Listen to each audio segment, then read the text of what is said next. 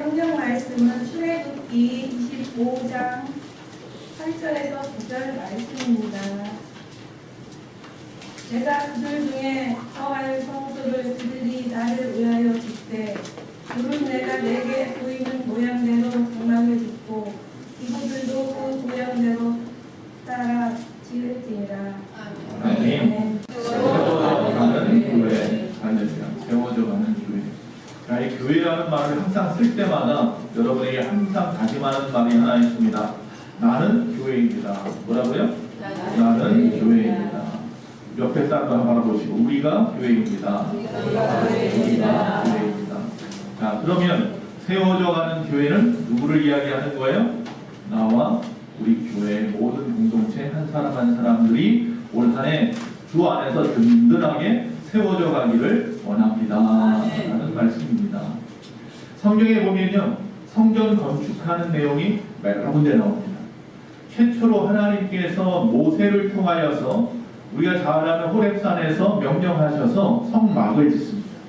그때는 그들이 40년 광야를 움직이는 시대라 한 곳에 정착할 수 없어서 성전을 짓지 않고 성막을 짓죠. 그래서 천막을 짓는 거예요. 그래서 그곳에 성소와 지성소를 짓고 법궤를 옮겨놓고 그곳을 하나님의 지성소, 하나님의 임재하신 곳이라 했습니다.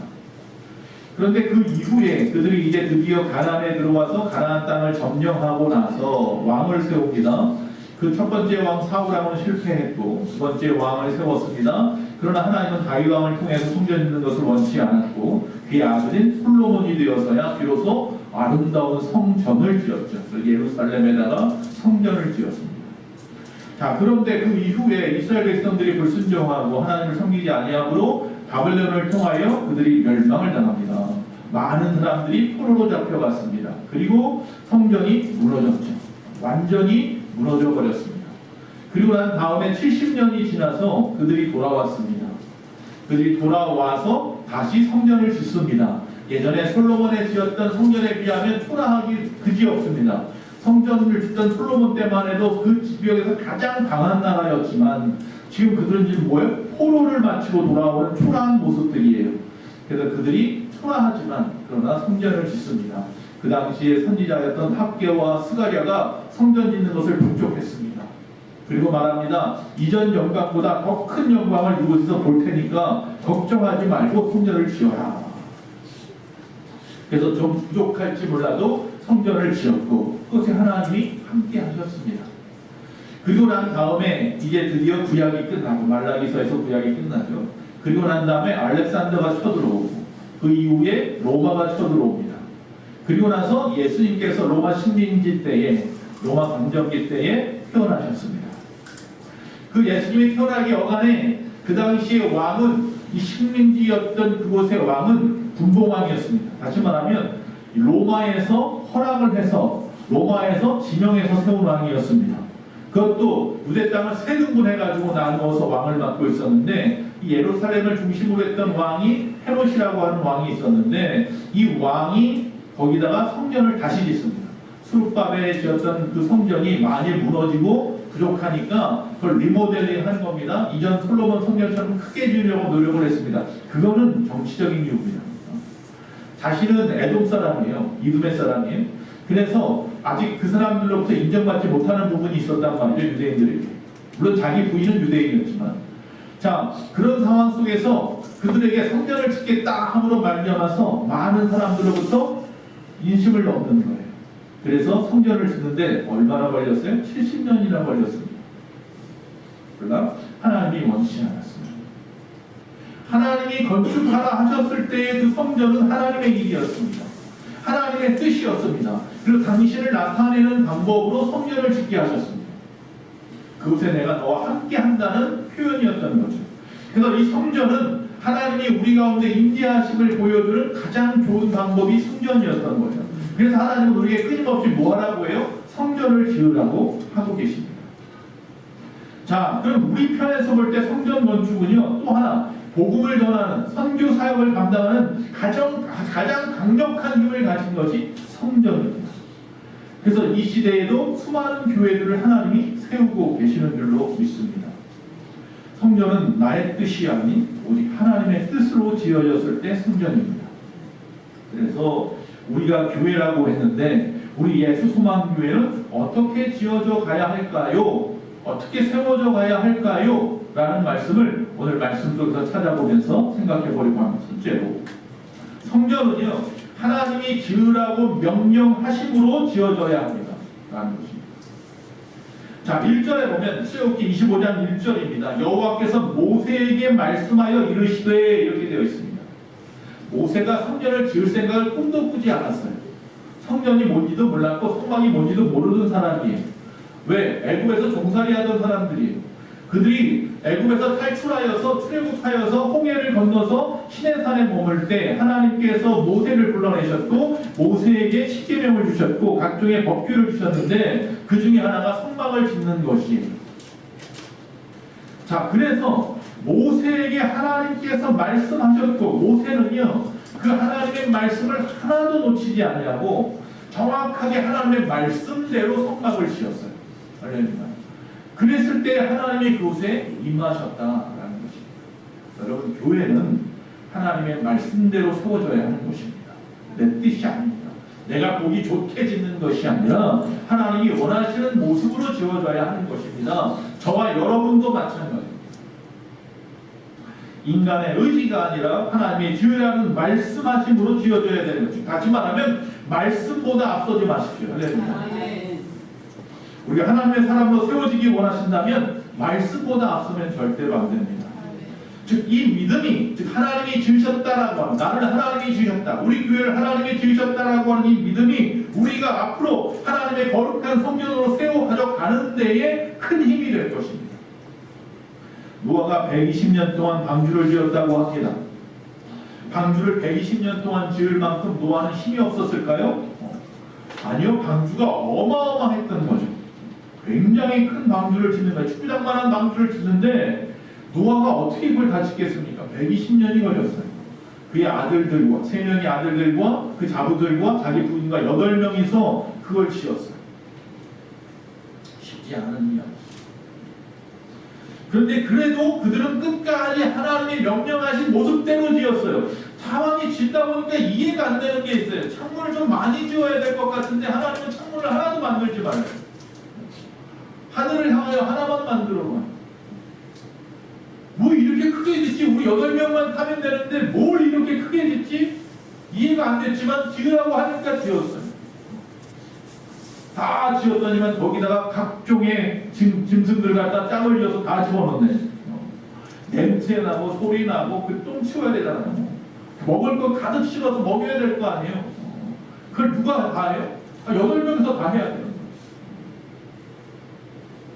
이해가 안 되는 일들을 하나님이 계속해서 이야기하시는데 그러나 노아는 거기에 뭐라고 변명 한마디 아니었고 하나님이 말씀하신 대로 방주를 지었고 하나님이 말씀한 대로 행하였더니 비가 오고 세상이 다 심판받고 나서 그들이 아라랏산에 그 배가 멈추고 모든 물이 다 빠져나간 다음에 내렸을 때에 새로운 창조 아담과 하와를 통해서 세워졌던 세상의 모든 것들을 다 쓸어버리시고 이제 노아를 통하여 제2 아담처럼 노아를 통하여 새로운 세상을 갖다가 허락하시는 것을 보게 됩니다.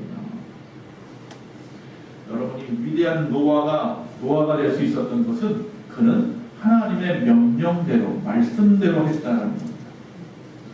이곳 오산에다가 우리 예수만교회를 세운 지가 올해로 15년째 들어갑니다. 그 순간순간의 그 기적을 갖다가 제가 다 이야기할 수 없어요. 말도 안 되는 이야기예요. 저는 아무것도 없어요. 돈 10원 하나 없는 사람이에요. 하나님이 근데 지으라 하셔서 이 교회가 이걸 동원해서 하나님의 영광 돌렸단 말이에요. 그 모든 순간순간 타이밍마다요 기가 막히게 맞추셨고요. 기가 막히게 일하셔서 기적을 보게 하셨고 여기까지 오게 하셨어요. 저는 그래서 하나님의 살아계심을 믿고 이 교회가 하나님이 세우신 교회임을 저는 확신합니다. 우리에게 보여주신 모든 기적이 그 증거였던 거예요. 하나님이 이것을 세우시는 모든 상황은요 제가 생각한 것하고 다 틀렸어요. 제가 기도하고 하나님이 주신 말씀대로 되어져 갔어요. 제가 원하는 방법이 아닌 하나님의 방법으로 만들어 가시는 것을 보았어요. 여러분 주님의 말씀대로 살기 원하십니까? 주님의 말씀대로 되어지기를 원하십니까? 그러면 중요한 게 뭔지 아십니까? 영적으로 민감해요. 영적인 민감성이 없이는 이게 하나님의 뜻인지 하나님의 말씀인지 어떻게 알겠습니까? 영적으로 민감해지는 방법은요, 하나님의 말씀을 깊이 묵상하세요.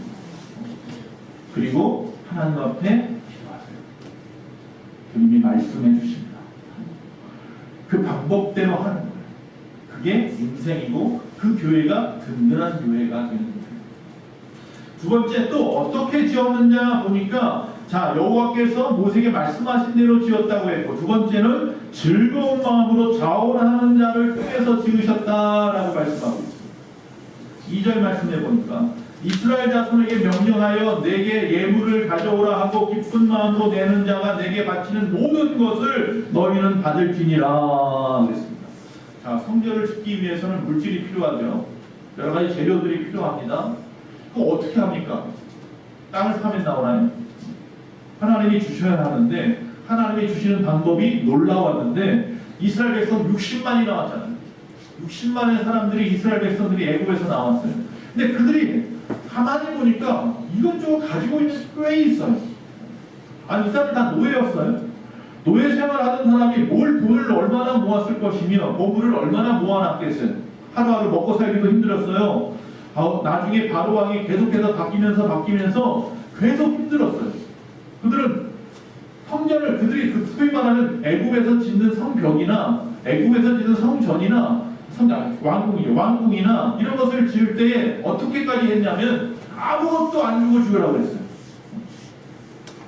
진흙으로 그걸 짓기 위해서 필요한 여러 가지 재료들을 갖다 줘놓고 지으라고 해야 될 거 아니에요. 모세가 인민족하고 가겠다고 하니까 더 화가 나서 아무것도 주지 않으면서 니네가 알아서 지어 이렇게 했단 말이에요.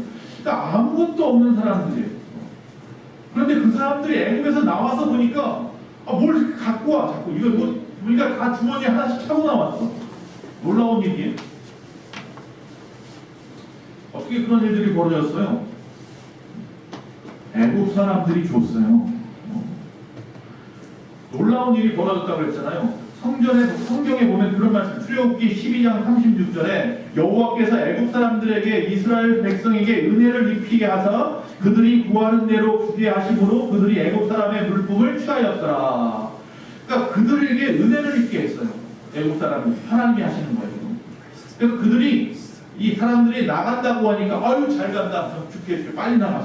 그러면 이것도 주고 저것도 주고 해서 돼버렸던 이야기예요. 근데 이 사람들은 이거 뭐 했을까? 물론 좀 가지니까 감사하는 마음으로 다 가지고 나왔던 건데, 나와서 보니까 하나님이 그것 가지고 뭐 하라는 거예요? 성전 지으라는 거예요. 그러니까 이 사람들이 그걸 다 내어놓기 시작하는 거예요. 즐거운 마음으로 내놓는 거예요. 내 것도 아니었고 하나님이 역사하셔서 기적을 베푸셔서 일하신 거니까 하나님 앞에 드리는 건데 뭐가 문제가 되겠습니까? 여러분이 하나님 앞에 예물을 올려드릴 때 그런 마음으로 드리잖아요. 할렐루야? 근데 이거 내 것도 아니고 하나님이 나에게 이 땅에 살아가는 동안 필요해서 주신 건데, 가만히 보니까 다 하나님의 것이네. 하나님의 은혜를 입게 하셔서 주신 거네. 이것 가지고 주의 일을 하고 이것 가지고 구제하고 사랑을 베풀고 하나님의 일을 하는 데 쓰는데 이게 뭐, 이스라엘 같은 건 그렇게 생각했다는 거예요. 그래서 그들은 즐거운 마음으로 드렸어요. 성전 지으라고. 그들이 또 자원해서 일하고 말이죠. 즐거운 마음으로 했어요. 모든 일들을. 여러분 어떤 마음으로 교회에 나오십니까? 어떤 마음으로 예배하십니까? 어떻게 신앙생활하고 계십니까? 즐거운 마음으로 하십니까? 할렐루야. 신나는 교회, 즐거운 교회, 그런 교회들 이름이 있던데, 우리 교회 이름은 비록 그렇진 않아도 즐거운 교회. 할렐루야. 그래서 하나님은 우리의 마음을 받으신다는 겁니다. 하나님은 우리의 마음을 통해서 일하신다는 겁니다. 어떤 마음? 즐거운 마음, 자원하는 마음. 하나님은 우리가 아버지라고 부릅니다. 자녀가 부모에게 드리는 모든 것은 사실은 다 부모로부터 받은 거 아니겠습니까? 그래서 그 사실을 갖다가 알고 그 자식이, 그 자녀가 그 부모에게 무엇인가 기쁨으로 드리면 그 부모의 마음은 더 큰 것을 주고 싶은 겁니다. 이게 인지상정입니다. 하나님도 마찬가지입니다. 하나님도 우리의 그 주는 태도를 통하여 기뻐하시는 거지, 우리가 어떤 주는 것의 그 물건의 귀중함에 따라 어떤 비싸고 싸고의 차이를 가지고 하나님께서 기뻐 받으시는 게 아닙니다. 그래서 과부의 두 입을 갖다가 부자가 드리는 것보다 더 기뻐 받으셨다고 한 이유는 그가 하나님의 마음으로 감사하는 마음으로 즐거운 마음으로 자원하여 드렸기 때문에 우리가 성막을 지으려고 하나님의 교회를 지으려고 그 백성들이 가지고 있는 모든 것을 통하여 하나님이 지으셨을 때에 하나님께서 그들을 갖다가 책임져 주시는 거예요. 하나님이 그들에게 맡겼던 것을 하나님이 다시 가지고 나온 이 사건을 통하여 하나님은 오히려 기뻐하시고 감사하시고 하나님이 없어서 받으세요? 하나님이 부족해서 그걸 받으시는 거예요? 하나님은요 일하시는 일에 있어서 모든 것의 주인이 아니에요. 천지를 다 그분이 창조하신 거 아닙니까? 그분 보아도 그의 것이고 다 그분의 것 아니에요. 내 건강도 그의 것이고 모든 것의 주인 되시는 하나님은요 우리가 아니더라도 오직 하나님의 능력만 가지고 말씀으로 세상을 지으신 분이란 말이에요. 그런 하나님께서 하나님의 의지만 있으시면 무엇이든지 할 수 있는데 하나님께서 어떤 외부의 도움 없이도 스스로 하실 수 있는데 굳이 하나님께서 하나님의 역사에 우리를 동참시키고 있느냐는 거예요. 왜 하나님은 인간을 통해서 역사하실까요?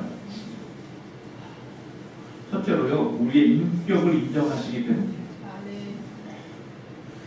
즉, 우리를 자신의 꼭두각시 같이 만들지 않으시고 하나님이 우리에게 뭘 주었다? 자유의지라는 것을 주셔서 그것 가지고 하나님 앞에 영광 돌리기를 원하시는 거예요.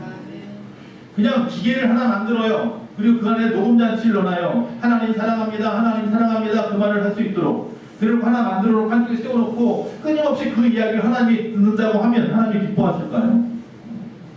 그게 아니라 자유의지를 가진 우리 같은 인생들이 스스로 하나님의 은혜를 기억하고 감사함으로 하나님 사랑합니다 하는 그 말을 듣고 싶은 게 하나님. 여러분 하나님 감사하십니까? 사랑하십니까?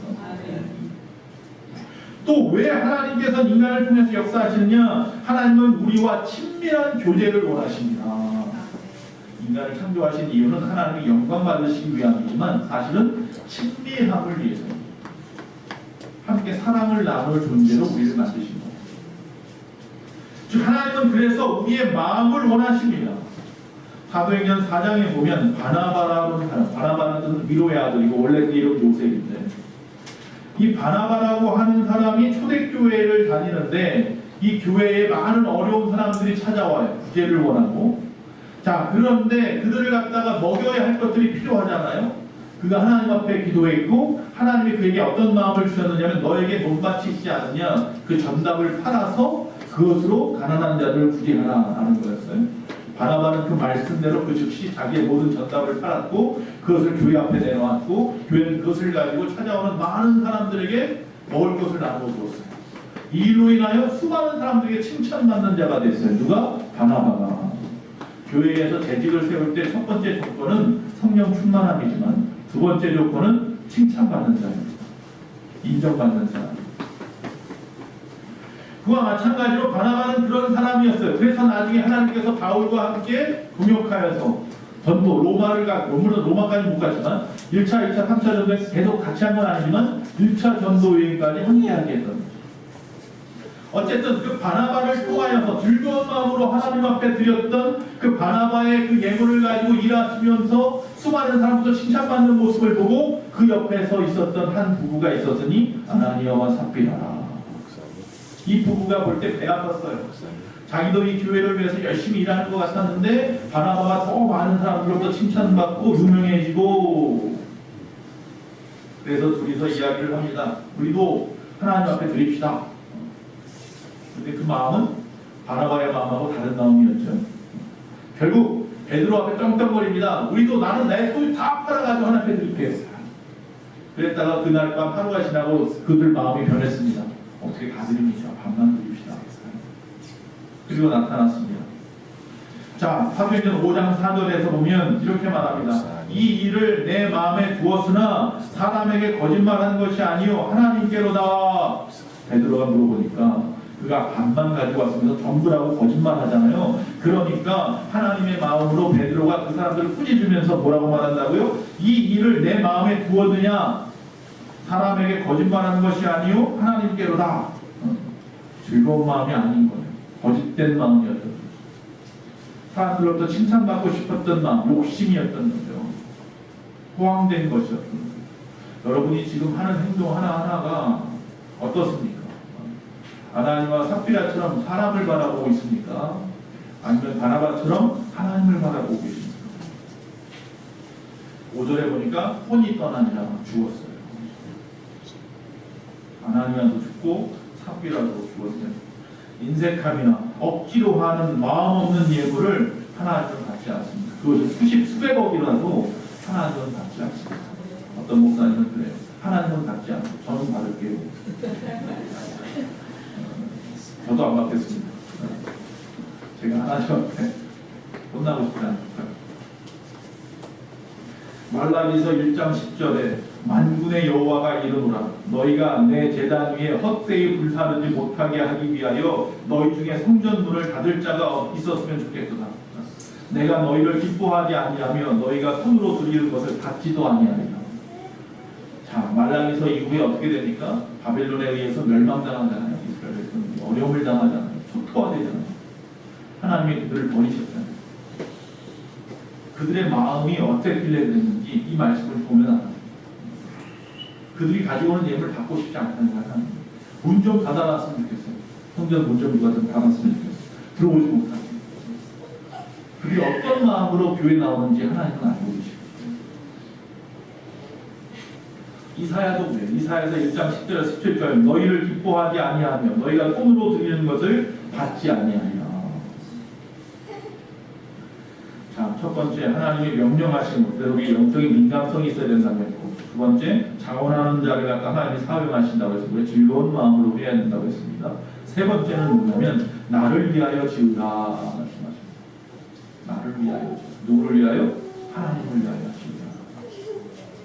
8절 말씀입니다. 내가 그들 중에 거할 성소를 그들이 나를 위하여 짓되 하나님을 위하여 짓되 하나님을 위하여 행하여라. 여러분이 행하는 모든 것이 하나님을 위하여 행하는 것이어야 합니다.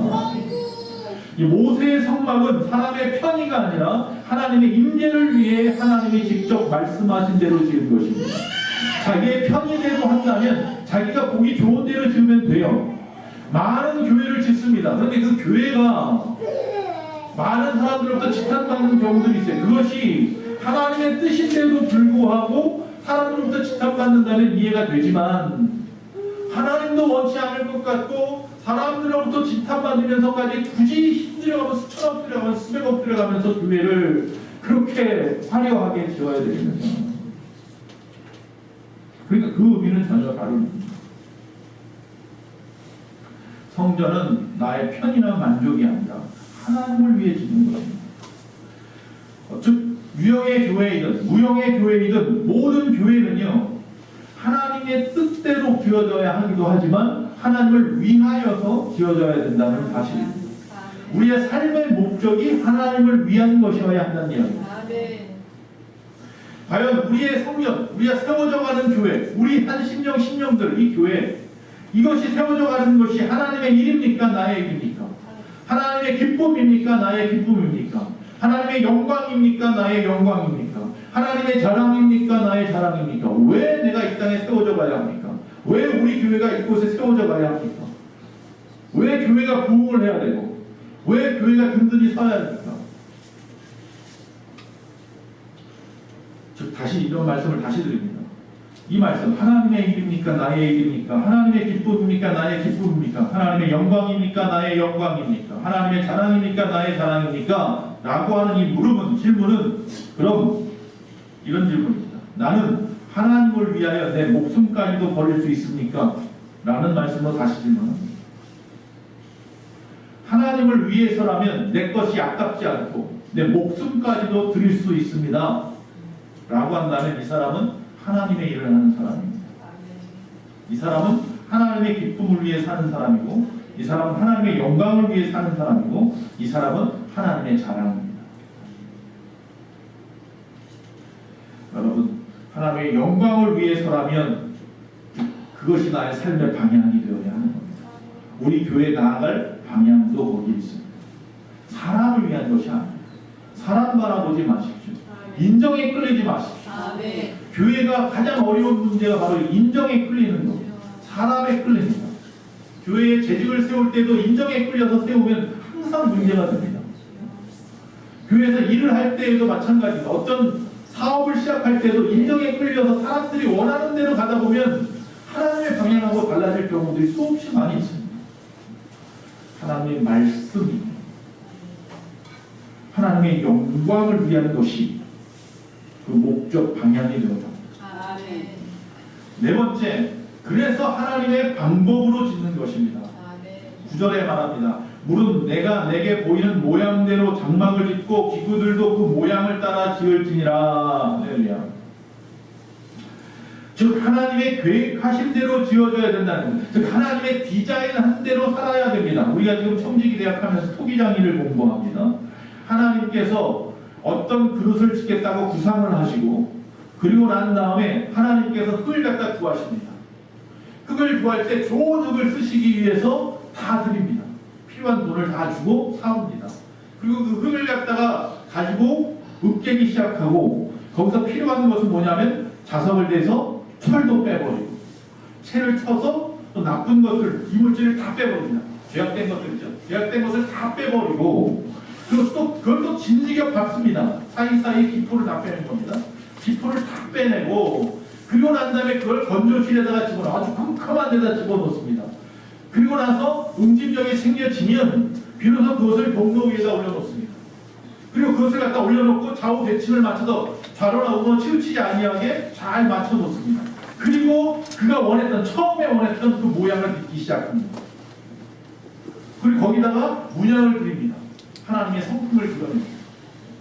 그게 누구예요? 저와 여러분. 하나님 태초에부터 이미 여러분을 갖다가 어머니 뱃속에 복중에 생길 때부터 그렇게 디자인하셨고 그렇게 만들어 가셨어요. 그러니까 우리 안에는 지금 하나님의 문양, 하나님 만들어 놓은 문양이 그대로 그려져 있어야 되는데 내가 원하는 문양으로 바꿔놓으면 안 된다는 거예요. 하나님의 성품을 닮으라고 우리가 그렇게 빚어졌는데 우리 안에 하나님의 성품은 다 어느 순간 가려져 버리고 오늘도 총리기 대학을 하겠지만 오늘 이제 드디어 초벌구에 대한 말씀을 봅니다. 그리고 나서 첫 번째 약한 불 중간 불에다가 우리 한번 집어넣어요. 여러분 그렇게 우리가 하나님 앞에 세워요. 그래서 하나님이 원하시는 그릇이 돼요. 쓰기에 적당한 그릇이 돼요. 즉 이 모든 그릇이요 중간에 농로에 올려놓고 돌리죠. 막 돌리면서 그걸 막 빚어가는데 이 흙이 나 그렇게 빚어지기 싫다니까요. 이렇게 만들어지고 싶어요. 라고 하고 버티면 그 진흙이 터지는 거예요. 타상이라고 하죠. 터져버려요. 근데 놀라운 것은 하나님께 터진 것은요 다시 또 주워 담아서 다시 또 만드셔요. 아직 기회가 있어요. 다시. 우리가 아직 기회 있을 때 하나님 앞에 적극적으로 하나님의 방법대로 내 모든 것을 내어드려야 돼요. 나중에 불에 한번 들어가고 두 번째 들어가고 유학을 받은 다음에 들어가서 만들어진 다음에 봤을 때 하나님의 뜻대로 안 되어지면 토기장이가 어떻게 합니까? 깨트려버려요. 그때 이미 끝납니다. 아직 우리가 기회 있을 때 지금이라도 내 모든 의지, 내 속에 있는 모든 내 생각을 다 내려놓으시고 하나님의 뜻대로 하나님의 방법대로 지어지려고 하죠. 그게 가장 완벽한 것이고 가장 아름다운 것이며 우리가 이 땅에 하나님이 원하시는 모습대로 지어지는 거예요. 어떤 인간의 장비나 본모술수는 안 됩니다. 진정 하나님의 방법입니다. 그래서 우리 교회가 하나님의 교회입니다. 즉 이 집의 주인이 나인가 하나님입니까? 우리 소망교회가 우리 한 사람 한 사람의 주인이 나입니까 하나님이십니까? 주님이 계신 곳, 주님의 임재장소라고 한다면 하나님의 방법대로 지어지는 것이 맞습니다. 내가 주님이 함께 하시는 내 안에 거룩한 성전이라면 우리는 하나님의 방법대로 지어지는 것이 맞습니다. 내 편의대로가 아니라 내 안에 계신 주님의 편의대로 내가 사용받기 위해서입니다. 여러분 이 블레셋이 있습니다. 블레셋에게 법궤를 빼앗깁니다. 엘리의 사장 때 전쟁이 나고 제사장의 아들들이 나와서 전쟁을 하죠. 법궤를 가지고 나갔어요. 그랬다가 법궤 빼앗기고 아들들 다 죽었다는 이야기를 들은 대제사장은 깜짝 놀라서 머리가 깨져서 또 죽죠. 그 집안이 풍비박산이 나버렸어요. 그렇게 빼앗긴 법궤가 보니까 하나님의 말씀 10계명이 들어있는 거룩한 곳이죠. 하나님의 이제 지성소에 있던 거 아닙니까? 그 법궤를 빼앗기고 난 다음에 그 법궤가 블레셋이 지금의 팔레스타인이에요. 그 팔레스타인 지역을 지나다니면서 온갖 재앙이 다 일어나니까 겁이 나서 법궤를 갖다 다시 돌려보냅니다. 그래서 법궤를 갖다 가지고 왔어요. 가지고 왔다는 소식을 그 당시 왕이었던 다윗이 들어요. 다윗이 어떻게 합니까? 그 법궤를 갖다가 그냥 거기다 두면 안 되겠다. 예루살렘으로 옮겨가야겠다. 옮겨오려고 합니다. 그래서 옮겨오는 상황 속에서 그것을 지키고 있던 집안에 우사라고 하는 제사장이 있었는데 아들이었죠. 그 제사장이 이 법궤를 갖다 수레에다 실어놓고 끌고 옵니다. 끌고 오는데 법궤가 그만 어떻게 합니까? 수레가 턱에, 방지턱이라고 보통 우리가 말하는데 턱에 걸립니다. 돌풀에 걸린 거예요. 돌풀에 걸리니까 법궤가 흔들리면서 떨어지려고 하니까 수레에서 어떻게 합니까? 손을 댔습니다. 그래서 어떻게 돼요? 죽었죠. 다윗이 이해를 못했습니다. 왜 죽었을까? 가만히 보니까 옮겨오는 방법이 있더라고요. 즉 성막 안에서 성막을 옮길 때마다 법궤를 옮기잖아요. 옮기는 방법이 있어요. 어깨에 메고 오는데 아무나 메도 안 돼요. 레위 지파 중에 고아자손만이 그것을 낼 수 있고 제사장만이 그것을 인도할 수 있어요. 결국 그걸 보게 되고 우리가 하나님의 방법대로 옮기지 않았구나. 내 편의대로 했구나. 수레에다 실어서 편하게 옮기려고 했는데 그게 아니구나. 그래서 그 먼 데를 갖다가 어떻게 해요? 어깨에 떠내요. 그리고 가는 거예요. 어깨를. 예루살렘까지. 할렐루야. 하나님의 방법대로 하는 거예요. 자, 사무엘 때 왕을 갖다 세우라고 자꾸 그 백성들이 그래서 왕을 세웁니다. 그게 바로 사울 왕이에요. 그때만 해도 사람도 남들이 볼 때 아주 키도 크고 정말 장군감이었던 사람을 세웠어요. 근데 이 사람이 처음엔 겸손했는데 왕을 세우려고 하니까 원래 가서 숨어버리고 막 이랬던 사람인데 왕이 되고 나니까 교만해지기 시작하죠. 하나님의 뜻대로 안 합니다. 자기 뜻대로 합니다. 자, 하나님의 뜻대로 행하지 아니하고 전쟁을 막 치러서 자기 마음대로 행하는 이 사람 어떤 일이 벌어졌냐면 아말렉과의 전쟁에서 아무것도 가져오지 말고 다 죽이고 다 불살르라고 했는데 그러지 않았단 말이에요. 그래서 사무엘이 이야기합니다. 사무엘상 15장 3절에 지금 가서 아말렉을 쳐서 그들의 모든 소유를 남기지 말고 진멸하되 남녀와 소아와 젖먹는 아이와 우양과 낙타와 나귀를 죽이라 하셨나이다 하니.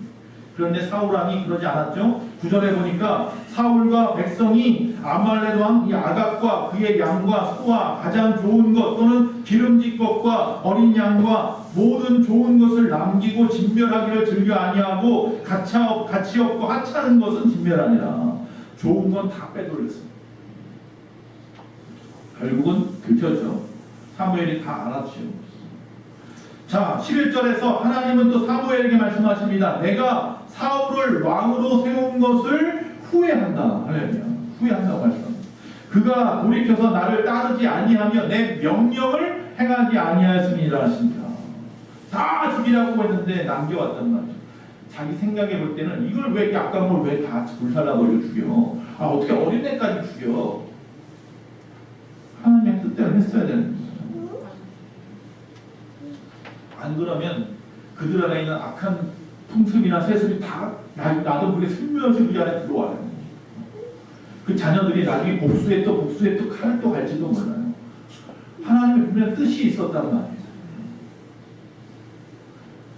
자, 사무엘이 사울을 찾아와서 지금 내게 들리는 저 양과 소의 울음소리가 무엇이냐 이렇게 묻습니다. 그런데 15절에 사울이 뭐라고 말하냐면 사울이 이르되 그것은 우리가 아말렉 사람에게서 끌어온 것인데 백성이 당신의 하나님 여호와께 제사하려 하여 양들과 소들 중에서 가장 좋은 것들을 남기며 그 외의 것은 우리가 진멸하였나이다 하는지라. 여기 두 가지 죄를 짓는데 하나는 뭐냐면 거짓말을 해요.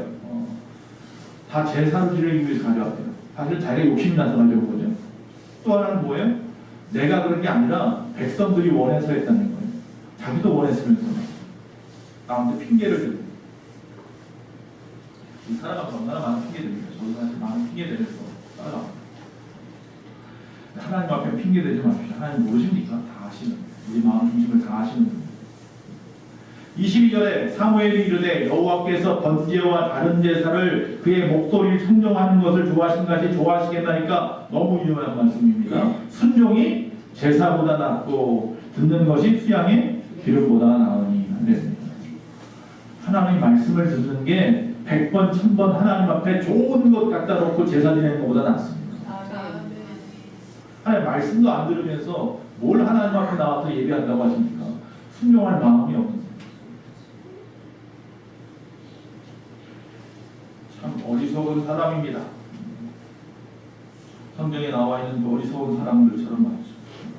25절에 사무엘이 사울에게 이르되 왕이 여호와의 말씀을 버렸으므로 여호와께서 왕을 버려 이스라엘 왕이 되지 못하게 하셨습니다. 왕 자리에서 내려와라. 이제 너 왕 아니야 라고 말하는 거예요. 물론 그리고 나서도 한참 왕이었어요. 다윗이 왕으로 세워질 때까지 그 자리에 끝까지 붙잡고 있었죠. 나중에 비참하게 죽을 때까지. 자, 27절에 보니까요, 어떤 일이 벌어지냐면 사무엘이 가려고 돌아설 때에 당신 이제 왕 아니요 이러고 가려고 돌아서니까 사울이 어떻게 해요? 그의 옷자락을 붙잡고 그냥 찢어진지라. 그냥 왕이 이 제사장인 선지자인 그 당시 두 가지 역할을 다 했죠. 사무엘의 그 옷자락을 붙잡고 아유 가지 마시오 내가 잘못했어. 하나님이 이미 마음을 내려놓으면 끝입니다. 우리가 마지막 주님의 심판대 앞에 다 설 텐데 주님 오시는 그때 가서 아이고 내가 잘못했습니다. 아무리 옷자락을 붙잡아도 옷자락이 찢어지면 찢어졌지 쫓아가지 마. 방법이 없습니다. 지금 믿을 수 있을 때 믿으십시오. 인간 편에서 보기에는 아무리 어리석어 보여도 시편 55편 9절에 내 생각이 너희의 생각과 다르며 내 길은 너희의 길과 다르니라. 할렐루야. 순종은 그래서 뭐라고 하냐면 내 의지를 꺾는 것입니다. 그것이 순종입니다. 헌신은 뭐냐? 이기주의가 끝날 때 시작하는 게 헌신이고요. 이기주의가 시작될 때 끝나는 것이 헌신이라고 합니다. 하나님께 헌신한다고 하면서 이기적인 욕심이 내 안에 있으면 헌신할 수가 없습니다. 그걸 내려놓을 때 헌신이 시작되는 겁니다. 이 사울왕처럼 어느 순간에 다시 점점 내 안에 내가 가득해지기 시작하면 헌신은 끝나는 겁니다. 하나님은 누구의 기도를 응답하실까요? 요한복음 9장 31절 하나님은 죄인의 말을 듣지 아니하시고 경건하여 그의 뜻대로 행하는 자의 말을 들으시는 줄 우리가 아나이다. 두 가지 말합니다. 경건한 자와 그의 뜻대로 행하는 자의 기도를 들으십니다. 그의 뜻대로 행하는 게 뭐예요? 순종하는 자죠. 경건과 순종이 여러분의 기도의 제목의 이유입니다. 응답의 이유입니다. 결론입니다. 하나님이 지어라 말씀하신다고 했습니다. 그래서 뭐가 필요하다? 영적인 민감성이 필요합니다. 둘째로 즐거운 마음으로 자신의 것을 내드리고, 세 번째로 자신이 아니라 하나님을 위하여 지어져야 하고, 여러분, 저와 여러분 모두 삶의 방향에 대한 이야기고, 네 번째, 내 방법이 아니라 하나님의 방법대로, 주님 뜻대로 순종함으로 점점점 우리는 든든하게 세워져 가는 거죠. 자, 그렇게 여기 나와 있는 대로 이 모세가 성전을 짓잖아요. 짓겠다고 아멘 했습니다. 그리고 그 지으려고 시작을 했습니다. 그 결과는 앞에서 이미 말씀드렸던 그 결과는 출애굽기 35장 29절에 마음에 자원하는 남녀는 누구나 여호와께서 모세의 손을 빌어 명령하신 모든 것을 만들기 위하여 물품을 드렸으니 이것이 이스라엘 자손이 여호와께 자원하여 드린 예물이라. 내가 하나님의 말씀대로 무엇을 하려고 하니까 주변에 많은 사람의 돕는 자들이 생기기 시작하는데 필요한 것들을 하나님이 막 채워주기 시작하실 겁니다. 출애굽기 36장 3절 7절에 보면 백성이 아침마다 자원하는 예물을 면하여 가져와서 계속해서 가져왔으므로 성소의 모든 일을 하는 지혜로운 자들이 각기 하는 일을 중지하고 와서 모세에게 말하여 이르되 열심히 막 짓고 있는데 한쪽에 자꾸 뭐가 자꾸 쌓이는 거예요. 갖다 놓은 예물들이 막 쌓이니까 일하던 사람이 일하다가 멈추고 모세에게 와서 물어봅니다. 백성들이 너무 많이 가져옵니다. 할렐루야. 목사 입장에서 이 말씀을 들을 때마다 할렐루야 우리 교회도 할렐루야. 백성이 너무 많이 가져오므로 여호와께서 명령하신 일에 쓰기에 남음이 있나이다. 모세가 명령을 내리매 그들이 진중에 공포하여 이르되 남녀를 막론하고 성소에 드릴 예물을 다시 만들지 말라 하매 백성이 가져오기 그치니 있는 재료가 모든 일을 하기에 넉넉하여 남음이 있더라. 저도 그런 소리 좀 했으면 좋겠습니다. 제가 아직 이것 가지고 감당할 만한 그릇이 안 되니 제발 가져오지 마십시오. 제가 그릇이 좀 커져서 여러분이 가져온 것 가지고 교회도 세워가고 세상에 나가서 복음도 전하고 놀라운 일들을 감당할 만할 때까지 좀 그런 만할 날이 좀 있었으면 좋겠어요. 더 많은 것을 거둬드리게 됩니다. 든든히 세워져 가면 하나님이 알아서 부어주십니다. 넘치도록 부어주십니다. 제발 좀 그만 부어주세요 라고 할 때까지 부어주시고 출애굽기 36장 1절 그리고요 또 뭐라고 말씀하냐면 부살렐과 오홀리압과 및 마음이 지혜로운 사람 곧 여호와께서 지혜와 총명을 부으사 성소에 쓸 모든 일을 할 줄 알게 하신 자들은 모두 여호와께서 명령하신 대로 할 것입니다. 자, 두 사람의 이름이 나와요. 부살렐과 오홀리압. 그리고 또 하나 더 있어요. 마음이 지혜로운 사람들. 알아서 하나님이 일할 사람을 붙여주는 거예요. 내가 하나님의 일을 하려고 하니까 알아서 사람들이 붙어요. 여러분도 마찬가지로 여러분 사업장이나 직장이나 여러분의 생활 터전에서요 하나님의 말씀대로 살려고 하면요 하나님이 필요한 사람들을 붙여주실 것입니다. 여러분이 하나님 뜻대로 하지 않으려고 하면 주변에 악한 것들이 알고요 끊임없이 여러분을 갖다가 물어뜯을 겁니다. 어떻게 사시겠습니까? 내 힘으로 겨우겨우 사시겠습니까? 하나님이 필요한 것들을 부어주시고 하나님 필요한 사람들을 붙여주셔서 일하며 살겠습니까? 여기서 부살렐은 누구고 오홀리압은 누구냐? 부살렐은 출애굽기 35장 30절 31절에 보면 모세가 이스라엘 자손에게 이르되 볼지어다 여호와께서 유다 지파 훌의 손자요 우리의 아들인 부살렐을 지명하여 부르시고 하나님의 영을 그에게 충만하게 하여 지혜와 총명과 지식으로 여러 가지 일을 하게 하시되 이렇게 되어 있습니다. 누구의 손자냐? 훌의 손자. 훌은 누구예요? 아론과 훌 아십니까? 모세가 르딘 전쟁할 때 양쪽 손을 붙잡았던 사람이 한쪽은 아론이었고 한쪽은 훌이었죠. 이 훌의 손자가 누구예요? 바로 부살렐인데 이 부살렐이라는 사람을 통해서 하나님이 성전 짓는 일을 총감독시킨 거예요. 그런 지혜가 넘치는 사람, 즉 이 사람은 성령으로 하나님의 영이 충만하다는 게 뭐예요? 성령으로 충만하고 지혜가 충만하고 총명하고 지식이 많은 사람이에요. 부족함이 없는 사람이에요. 하나님이 그런 사람을 갖다 준비시켰다가 그때 맞춰서 모세에게 붙여주셨어요. 그래서 그의 그 이름의 뜻은 부살렐은 하나님의 그늘이라는 거예요. 하나님이 그늘이 되어주시는 것처럼 그에게 편안하게 그 일을 할 수 있도록 돕는 자를 옆에다 붙여줍니다. 자, 그 다음에 오홀리압은 누구냐? 출애굽기 35장 34절에 단지파 아이사막의 아들 오홀리압을 감동시키사 가르치게 하시네 이렇게 되어 있습니다. 자, 총 감독은 부살렐이고요. 이 부살렐 도와서 다른 사람들을 갖다가 이끌어갈 수 있는 중간 책임자로 누굴 세운 거예요? 오홀리압을 세운 거예요. 이 두 사람을 통해서 하나님께서 사람들을 진두지휘하면서 성막을 지을 수 있게 도와주신 거예요. 이 사람들은 스스로 다 할 줄 알아요. 그래서 그 할 줄 아는 것을 가르치는 거예요. 사람들. 그래서 지혜 있는 자들이 그 가르침을 받고 그래서 가르친다고 얘기했잖아요. 그 가르침을 받고 그 가르침대로 성막을 지었다라고 말하고 있는 거예요. 여러분이 일하면요 하나님의 필요한 것도 채워주시고 필요한 사람도 붙여주실 줄로 믿습니다. 올 한 해 값진 인생을 사시기 원합니까? 우리 예수만교회와 우리 공동체 모두는 2024년 이렇게 주 안에서 든든하게 세워져가는 교회가